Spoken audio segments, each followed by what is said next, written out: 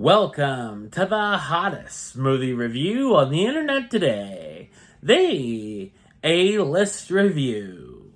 I'm your host, the Game Changer, Wes Troop, and it's time to go back to the theater.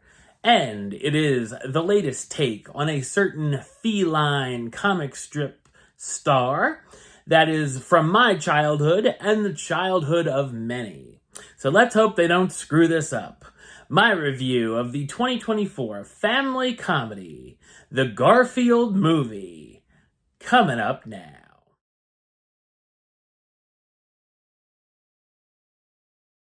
After Garfield's unexpected reunion with his long-lost father, Vic, a ragged alley cat, he and his canine best friend, Odie, are forced from their pampered lives to join Vic on a risky heist. So what did I think of the Garfield movie? I thought it's an uninspired animated adventure comedy. It's directed by Mark Dindal, who's best known for directing films such as Cats Don't Dance, The Emperor's New Groove, and Chicken Little. The film, of course, is based on the comic strip Garfield by Jim Davis. I was always a fan of the character as a kid from the comic strips or the television show and holiday specials, the Christmas one being a tradition, and I feel like the character helped me with becoming my cynical, sarcastic self. The animation is colorful and looks good with a unique art style. The film gets two things right. Garfield loves lasagna and hates Mondays. Other than that, it doesn't really feel like the actual Garfield character. The first 10 minutes or so is sweet as we get a glimpse into Garfield's backstory when he was a kitten and first met his owner, John. There's also a quick montage that shows some fun antics of Garfield along with Odie and John, and that quick glimpse is better than what we actually get for the actual plot of the film. I feel like after the setup, they had no clue what to do, so they picked two very generic plot lines, a road trip and a heist, all filled with tons of cliches. The action scenes also feel out of place in a Garfield movie, as the characters' stories are usually more small scale. After getting kidnapped by Jinx, an overly annoying evil cat, Garfield and Odie are forced to run heists of stealing milk from dairy farms, along with Garfield's estranged father, Vic. These heists are very in the style of Mission Impossible.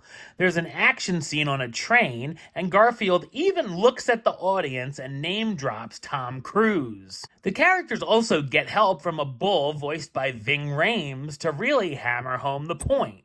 The jokes miss more than they hit, although the gags are very much aimed at the younger audience, who should get more laughs from the material. I did enjoy some of the moments Garfield and Vic have together, some of which are sad and could make you emotional at times. I also would have liked to have seen more of Garfield's relationship with John, as he's pretty much on the back burner for the most of the runtime. So much of the film falls flat and feels like 30 to 45 minutes of material stretched out to an hour and 40 minutes. It honestly just could have been a streaming special.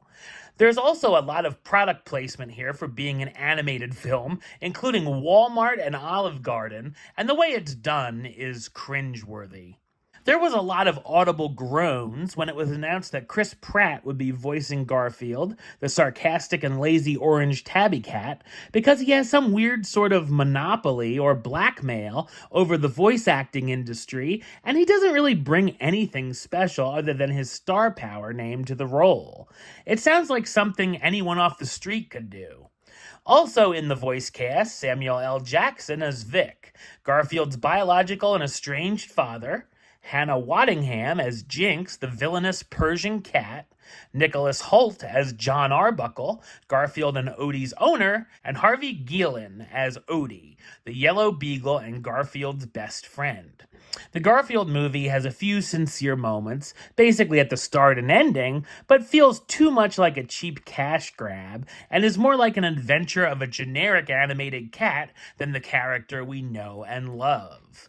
Number-wise, I'm going to give it a 4 out of 10, which gives it the A-list rating of meh. It's okay. Alright, well that's the show. I'll be back with another review very soon. But until then, don't forget to like, comment, and subscribe right here on YouTube. youtube.com/westside515.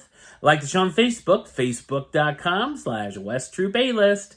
And of course, you can follow me on the Instagram and Letterboxd at West A-List.